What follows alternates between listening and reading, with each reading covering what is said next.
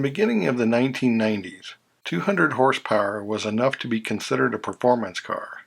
A Ford Taurus Super High Output, or SHO, had 220 horsepower, a Dodge Spirit RT, 224, a Ford F-150 Lightning, 240 horsepower, and a Chevy 454 Super Sport pickup, 255. A base Corvette had 245 horsepower, and a BMW M3, 195. But by the end of the decade, many cars were seeing 300 horsepower in their rearview mirror. The Mustang GT started the decade with a 225 horsepower 5-liter V8. The new Cobra for 1993 bumped that up to a whopping 230, then to 240 with the 1994 Restyle, and a new 4.6-liter V8 took it up to 305 for 1996 and 320 for 1999. The Chevy Camaro IROC-Z and Pontiac Firebird GTA shared the base Corvette's 245 horsepower 5.7-liter V8 at decade's beginning.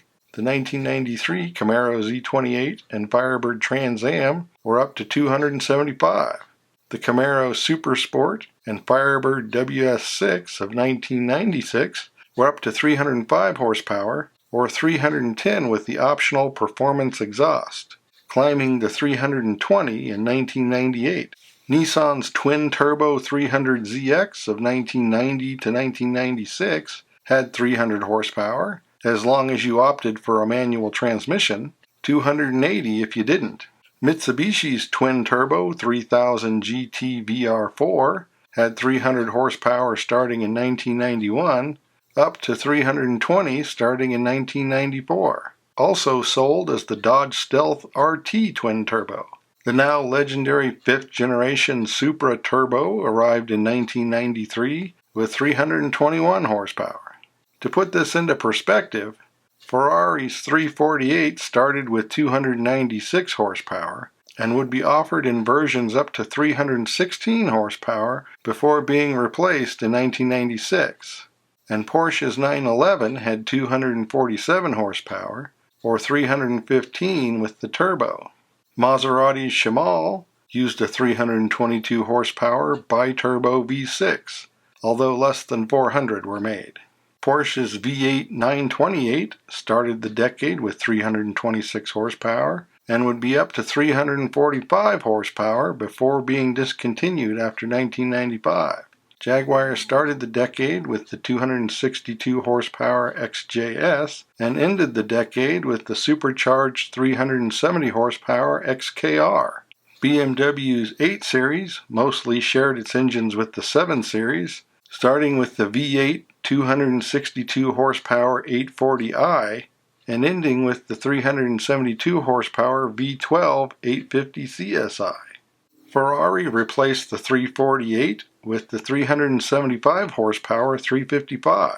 Impressive considering the 380 horsepower Testarossa, or 512 TR, was sold alongside it for a year.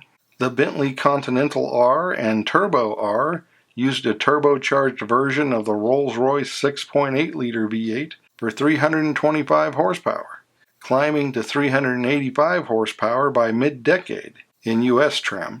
When the Arnage arrived, we would begin to see a move to BMW engines, such as the 349 horsepower twin-turbo 4.4-liter V8. Mercedes would offer its 322 horsepower 5-liter V8 and its 389 horsepower 6-liter V12 in a variety of cars, ranging from the SL to the CL. In 1991, BMW's M5 would climb from 310 horsepower to 335, lasting until 1995.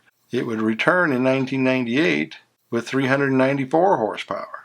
Porsche offered a limited run of twin-turbo 911s for 1997 and 98 with 402 horsepower. Chevrolet started the decade with the 375 horsepower ZR1, climbing to 405 horsepower for 1993 to 1995. The all-new Corvette of 1997 would start at 345 horsepower. The Aston Martin Virage started the decade with 330 horsepower, climbing to 350 in 1995. The 500 horsepower 6.3-liter versions were not offered here. The DB7 arrived with 335 horsepower in 1993 with a supercharged 3.2-liter straight six, but in 1999 was joined by a 414 horsepower 5.9-liter V12. Dodge released the Viper for 1992 with an 8-liter V10 producing 400 horsepower. The car was updated in 1996 with better exhaust for a base 415 horsepower, and a new GTS version arrived with 450. The American Club Racer version, or ACR, appeared in 1999 with 10 more horsepower. Naturally, Ferrari had a number of high-end cars. The super rare F40 had 478 horsepower. The V12 456 Grand Tourer had 436 horsepower, and the later 550 Maranello had 485. AMG was offering higher performance versions of various Mercedes with engine sizes up to 7.3 liters and horsepower up to 518. Lamborghini had less of a selection, not the least of which was the super rare 420 horsepower LM002 truck. While the Diablo started the decade with 485 horsepower, with regular updates raising it to 523 by decade's end. As usual, many of these cars were limited production, and several didn't survive the period. The 90s saw many changes of perspective in the American auto industry, including power, size, and brand image. In many ways, undoing the changes of the 80s and leading to new levels of performance. As always, thanks for watching. Don't forget to comment below and like and subscribe.